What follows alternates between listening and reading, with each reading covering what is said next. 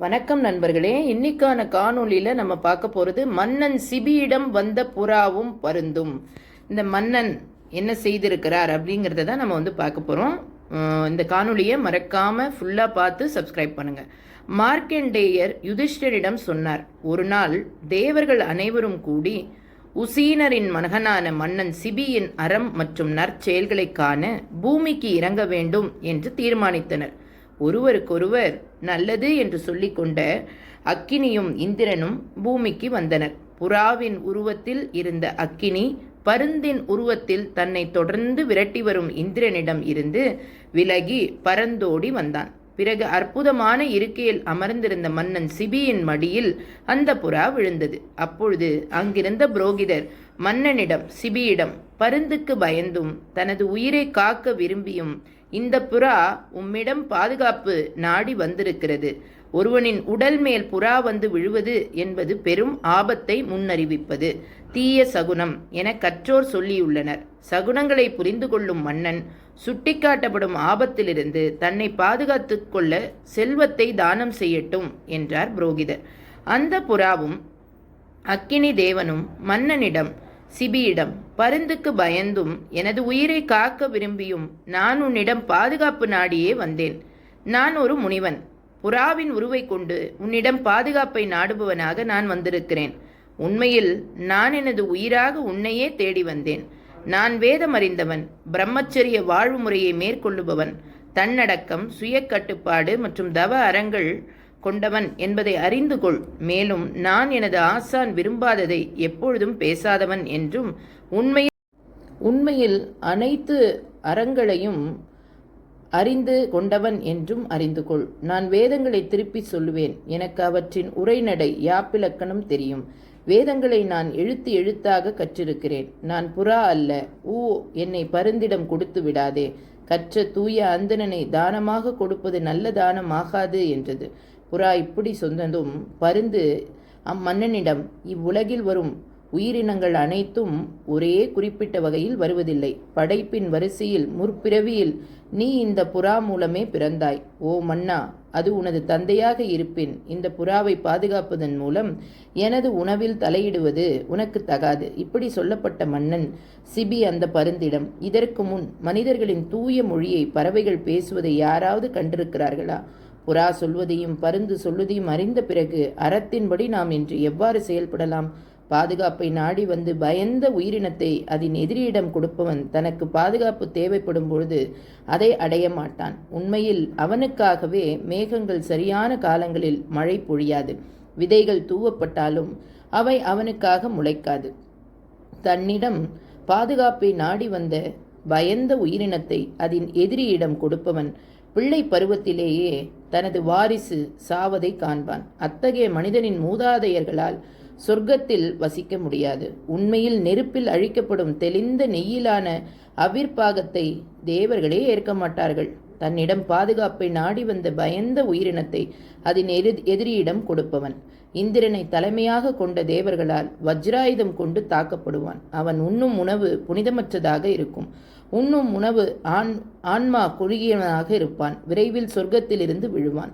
ஓ பருந்தே, CP குலத்தை சேர்ந்த மக்கள் உனக்கு முன்பாக சோற்றுடன் சமைக்கப்பட்ட காளையை இந்த புறாவுக்கு பதிலாக வைக்க அனுமதி. நீ மகிழ்ச்சியாக வாழும் வகையில் அவர்கள் உன்னை இறைச்சி அபரிமிதமாக கிடைக்கும் இடத்திற்கு சுமந்து செல்ல அனுமதி என்று கேட்டான். இதை கேட்ட பருந்து இந்திரன் மன்னன் சிபியிடம், ஓ மன்னா, இந்த புறாவுக்கு பதிலாக நான் காளை மாட்டையோ அல்லது உண்மையில் எந்த பிற இறைச்சியையோ அல்லது அளவில் அபரிமிதமான இறைச்சியோ நான் கேட்க மாட்டேன். இது புறா எனக்கு தேவர்களால் கொடுக்கப்பட்டது. எனவே இதன் மரணம் இன்று என விதிக்கப்பட்டுள்ளதன் விளைவால் இந்த உயிரினமே எனது இன்றைய உணவாகும். எனவே ஓ ஏகாதிபதியே சிபியே, அதை என்னிடம் கொடு என்று கேட்டது பருந்து. பருந்தால் இப்படி சொல்லப்பட்ட மன்னன் சிபி, எனது மக்கள் கவனமாக அந்த காளையை முழு உறுப்புகளுடன் உன்னிடம் கொண்டு வர அனுமதி. அந்த காளை பயத்தால் துன்பப்படும் இந்த உயிரினத்திற்கு மாற்று பொருளாக இருக்க அனுமதி. அது காளை என் கண் முன்பாகவே உன்னிடம் சுமந்து வரப்படட்டும். ஓ இந்த புறாவை கொல்லாதே. நான் எனது உயிரை கொடுத்தாலும் கொடுப்பேனே அன்றி இந்த புறாவை உனக்கு கொடுக்க மாட்டேன். ஓ புறாவை பருந்தே, இந்த உயிரினம் சோமசாருடன் கூடிய வேள்வியைப் போல காணப்படுகிறது என்பதை நீ அறியவில்லையா? ஓ அருளப்பட்டவனே, பருந்தே, இதற்காக இவ்வளவு சிரமப்படுவதை நிறுத்து. எக்காரணம் கொண்டும் என்னால் இந்த புறாவை உனக்கு தர முடியாது. அல்லது ஓ பருந்தே, உனக்கு நான் செய்ய வேண்டுமானால் அதை செய்வதின் மூலம் சிபிகுலத்தின் மக்கள் மகிழ்வடைவதை என்னை பாராட்டும்படியாக இருந்தால் அக்காரியத்தை எனக்கு கட்டளையிடு. மன்னனின் இம்முறையீட்டை கேட்ட பருந்து இந்திரன் மன்னன் சிபியிடம், ஓ மன்னா சிபியே, இந்த புறாவின் எடைக்கு சமமான சதையை உனது வலது தொடையில் இருந்து நீ அறுத்து தந்தால் இந்த புறா உன்னால் பாதுகாக்கப்பட்டதாகும். அப்படி செய்தாயானால் எனக்கு ஏற்புடையதை செய்தவனாவாய். சிபி குலத்தின் மனிதர்கள் உன்னை புகழும் வண்ணம் நடந்து கொண்டவனாவாய் என்றது பருந்து. இதற்கு உடன்பட்ட மன்னன் தனது வலது தொடையில் இருந்து சதையை அறுத்து புறாவுக்கு எதிராக தராசில் நிறுத்தி பார்த்தான். ஆனால் புறா எடை மிகுந்ததாக இருந்தது. அதன் பேரில் மன்னன் தனது சதையின் மற்றும் ஒரு பகுதியை வெட்டி எடுத்தான். இருப்பினும் புறா எடை மிக்கதாகவே இருந்தது. பிறகு அம்மன்னன் தனது உடல் முழுவதும் இருந்து சதைகளை அறுத்து தராசில் வைத்தான். இருந்தாலும் அந்த புறா அதைவிட அதிகமாக எடை இருந்தது. பிறகு மன்னன் தானே தராசு தட்டில் ஏறி அமர்ந்தான். இதனால் அவன் எந்த வருத்தத்தையும் உணரவில்லை. இதை கண்ட பருந்து புறா காக்கப்பட்டது என்று சொல்லி மறைந்து போனது. அம்மன்னன் புறாவிடம், ஓ புறாவே, அந்த பருந்து யார் என்பதை இந்த சிபிக்குல மக்கள் அறியட்டும். அண்டத்தின் தலைவனை தவிர வேறு யாராலும் அவன் செய்வதைப் போல செய்ய முடியாது. ஓ புனிதமானவனே, எனது கேள்விக்கான விடையை சொல் என்று கேட்டான். அப்புறா, நான் புகையை பதையாக கொடியாக கொண்ட வைஸ்வரன் என்று அழைக்கப்படும் அக்கினியாவேன். வஜ்ரம் தாங்கிய சச்சியின் தலைவனே இந்திரனே பருந்தாக வந்தான்.